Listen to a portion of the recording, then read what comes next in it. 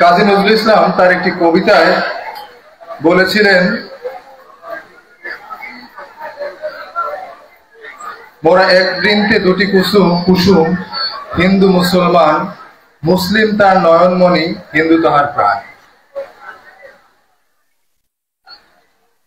বাংলাদেশে হিন্দু এবং মুসলমানের যে বাস, সেটি হাজার বছরের পুরনো এবং হিন্দু এবং মুসলমানরা একে অপরের সাথে ভাই ভাই হিসেবে বসবাস করে এসেছে। তো সেই ভাই ভাই বসবাস করার মাঝে বিভিন্ন সময় দেখা যায় যে কিছু কুচক্রী মহল তাদের ব্যক্তি স্বার্থ অথবা ব্যক্তিগত কোনো উদ্দেশ্য সম্পর্ক নস্যাৎ করার জন্য বিভিন্ন সময় কাজ করে। তো আমরা সে ব্যাপারে অবশ্যই সজাগ থাকব। যদিও আজকে সাংস্কৃতিক সন্ধ্যায় বক্তৃতা শুনতে আসলে কারোর ভালো লাগার কথা না, কিন্তু একটা কথা আছে যে ঢেকি স্বর্গে গেলেও ধান বানে। তো আমি যেহেতু উপজেলা নির্বাহী অফিসার, সেহেতু আমি যেখানেই যাই না কেন আমার কিছু কথা সবসময় বলতেই হয়। যেমন আমি দেখতে পাচ্ছি এখানে প্রচুর পরিমাণে যুবক ছেলে এবং মেয়েরা রয়েছে, অর্থাৎ আমাদের শিক্ষার্থীরা রয়েছে, আমাদের বয়স্করা রয়েছে যারা মূলত অভিভাবক। সুতরাং আমি মনে করি যে এখানে আমি এই দুটো কথা যদি না বলি তাহলে আমার ভিতরে সেই গ্লানি থেকে যাবে।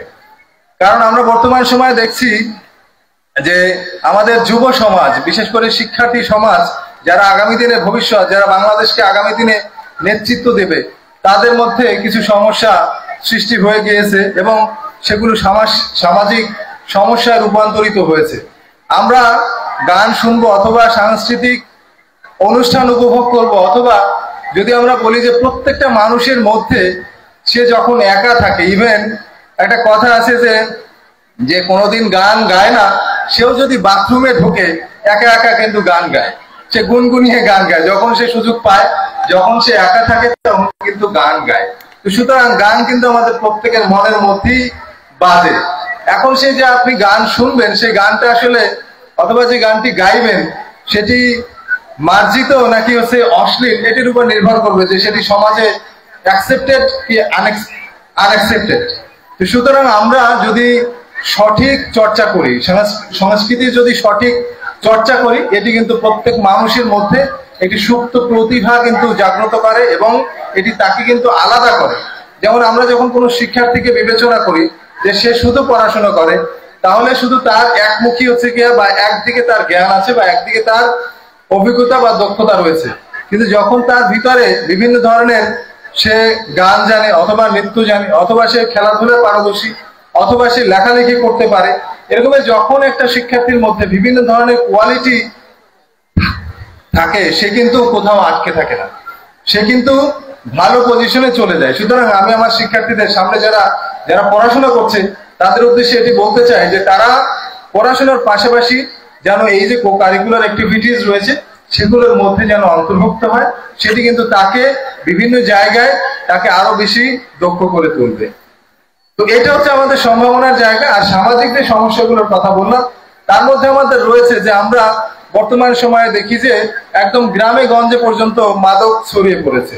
সুতরাং এই মাদকের ভয়াবহ বা ভয়াল থাবা থেকে আমাদের ফিরে থাকতে হবে এবং সেটি কিন্তু বলা চলে যে ধূমপান থেকে শুরু হয় এবং সেটি গিয়া একদম মাদকের যে সর্বোচ্চ যে রূপ, সেই গাঁজা, ফেন্সিডিল অথবা ইয়াবা, এই জাতীয় জিনিসের মধ্যে ঢুকে যায়। এবং আপনারা নিশ্চয়ই খেয়াল করবেন যে আপনার আশেপাশে যদি কোনো ব্যক্তি বা কোনো পরিবারে একজন ব্যক্তিও যদি মাদক সেবী হয়, তাহলে সেই পরিবার কিন্তু ধ্বংস হয়ে যায়। সে যদি সন্তান হয় অথবা সে যদি পরিবারের প্রধান কর্তা হয় বা বাবা হয়, তাহলে সেই পরিবার কিন্তু এক ধরনের বলা যায় যে ধ্বংস হয়ে যায়।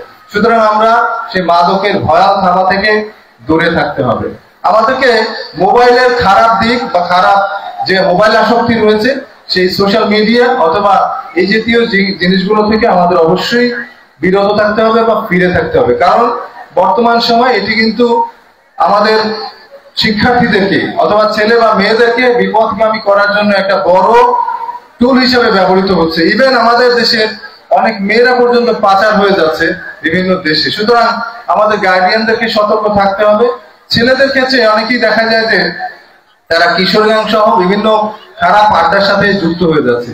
সেই জন্য অভিভাবক যারা রয়েছেন, বাবা মা যারা রয়েছেন, তাদেরকে বলবো যে আপনি আপনার সন্তানের দিকে ভালোভাবে খেয়াল রাখেন। কারণ একটা বয়সে গিয়া হয় কি যে তারা বুঝতে পারে না যে কোনটা সে ভালো কোনটা মন্দ। সুতরাং এই দায়িত্বটুকু অবশ্যই বাবা মায়েদের পালন করতে হবে। তো আজকে আপনারা সুন্দরভাবে এই সাংস্কৃতিক সন্ধ্যা উপভোগ করেন, এই প্রত্যাশা ব্যক্ত করছি। পাশাপাশি আমরা আমাদের যারা তরুণ সমাজ রয়েছে, যারা আগামী দিনের ভবিষ্যৎ, আগামী দিনে বিভিন্ন সেক্টরে নেতৃত্ব দিবে, তারা যেন সঠিকভাবে বেড়ে ওঠে এই প্রত্যাশা ব্যক্ত করে এই অনুষ্ঠান যারা এত সুন্দরভাবে আয়োজন করেছেন সকলের প্রতি ধন্যবাদ এবং কৃতজ্ঞতা জানিয়ে আমি আমার কথা এখানে শেষ করছি। সবাই ভালো থাকবেন, সুস্থ থাকবেন। আল্লাহ হাফেজ।